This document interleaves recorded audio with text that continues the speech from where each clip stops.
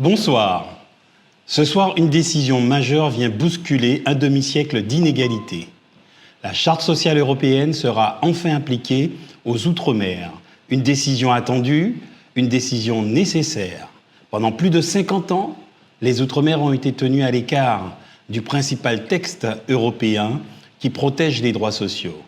Un texte qui garantit le droit à la santé, le droit au logement, le droit à une protection sociale digne. Et pourtant, des millions de Français n'y avaient pas accès. C'était une anomalie qui a trop duré. Les conséquences ont été très concrètes.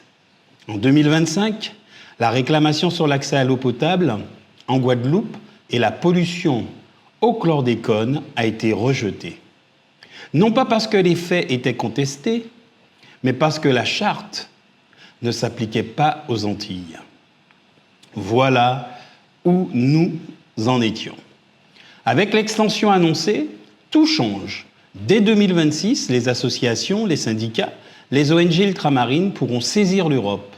Le Comité européen des droits sociaux pourra examiner leur dossier et l'État devra répondre clairement, directement, sans échappatoire.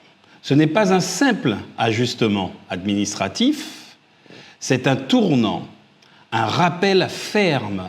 Les droits sociaux ne sont pas négociables. Ils doivent être identiques pour tous les citoyens, partout, sans exception. Alors oui, tout ne changera pas du jour au lendemain, mais les Outre-mer disposent enfin d'un levier puissant, un recours nouveau, un espace où leurs réalités ne pourront plus être ignorées, ni minimisées, ni repoussées.